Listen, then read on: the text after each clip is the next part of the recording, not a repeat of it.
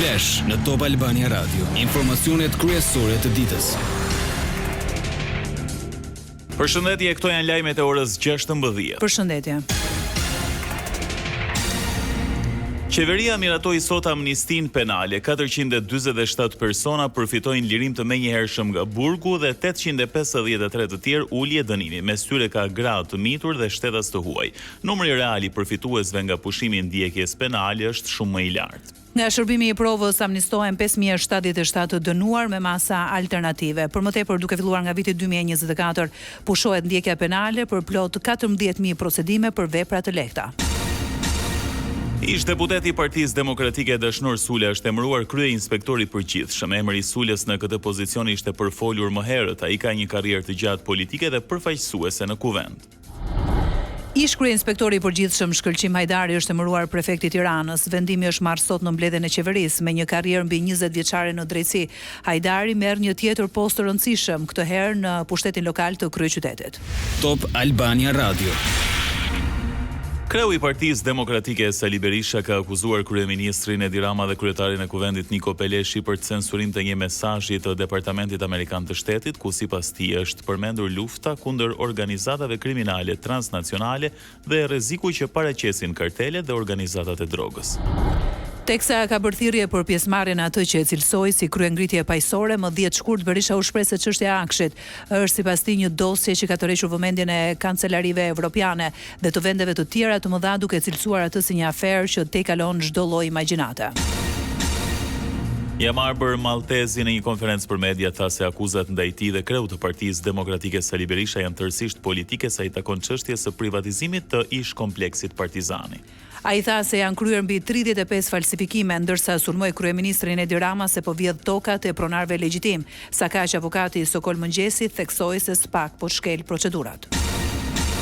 Monika Kryemadhi ndjen keqardhje që Partia e Lirisë po shkon drejt shuarjes, por situatën e sheh pasojë të një procesi të qëllimshëm. Kryemadhi gjatë një interviste në Top Channel u pyet nëse opozita mund të shndërrohet në një alternativë reale qeverisëse dhe tha se problemi nuk është mungesa e figurave, por mënyra se si veprohet politikisht dhe mungesa e qëndrueshmërisë. Akuzat më të forta i rezervoi për arrestimin e Ilir Metës, arrestim që e cilësoi si produkt të një pazari politik. Lajmet në internet në adresën www.topalbaniaradio.com. Rreshjet e shiut gjatë ditës kanë shkaktuar përmbytje në disa akse, kryesisht në periferi të Durrësit dhe rrëshitje dherash nga Kodra në zonën e njohur si Currilat, ku njëri kraj rrugës është bllokuar. Probleme ka sidomos në zonën përreth stadiumit dhe në disa kryqëzime ku prezenca e ujit po vështirëson qarkullimin e automjeteve. Autoritetet këshillojnë shoferët të tregojnë kujdes dhe të shmangin në rrugët ku grumbullohet uji. Ditën e sotme vendi ynë do të vijojë të ndikohet nga kushte atmosferike të paqëndrueshme, moti parashikohet me vranësira mesatare të dendura, rreshtet e shiut janë të pranishme për gjatë vijës bregdetare dhe ulëtësirës perëndimore. Era do të fryjë me drejtim kryesor juglindje jug-perëndim me shpejtësi mesatare deri në 9 metër për sekond. Prokuroria e Tiranës ka përfunduar hetimet dhe ka dërguar në gjyq 7 persona në lidhje me humbjen e jetës së 3 vjeçarit Brian Spahiu pas një ndërhyrje dentare të kryer në një klinik private në kryeqytet. Ngjarja ka ndodhur më 28 shtator 2023, ndërsa i mituri ndroi jetë disa ditë më vonë. Ronald Xhaxho dhe Marta Gina akuzohen për vepra penale, vrasje nga pakujdesia dhe mashtrim kryer në bashkëpunim, ndërsa ndaj Ina Xhaxhos rëndon edhe akuza ushtrimi i aktivitetit të palishëm. Elton Serrani dhe Erindo Allo akuzohen për veprën penale, shpërdorim detyre, ndërsa Durim Sala dhe Vladimir Hoxha akuzohen për neglizhencë në trajtimin mjekësor. Një 57 vjeçar në Sarandi shpëtoi për mrekulli një atentati me eksploziv, ngjarje e dyshuar për hakmarrje, ndërsa u shpall në kërkim personi që dyshohet se vendosi lëndën plasëse.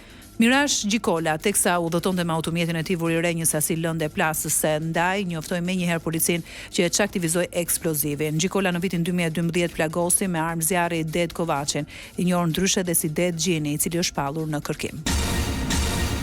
2 persona kanë përfunduar në pranga për prodhim dhe shitje të ekstazis në Tiranë, Elvis Lezo 49 vjeç dhe Bujar Lezo 59. Lënda sillej nga Italia në rrugë toksore në shtetin Fqinja, ata siguronin kokra ekstazie, por edhe pluhur që më pas e përgatisnin në banesën e tyre në Alidem. Ekstazia shitej kryesisht në lokalet e nathës.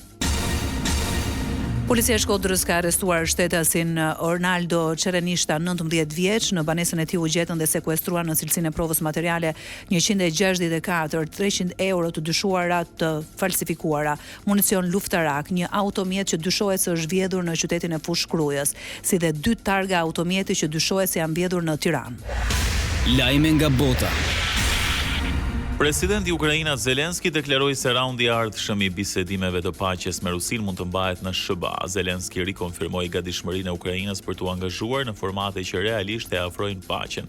Pas bisedimeve në Abu Dhabi, delegacionet ukrainase dhe ruse nuk arritën një marrëveshje për armëpushim, por gjetën dakordsi vetëm për shkëmbimin e 314 të burgosurve.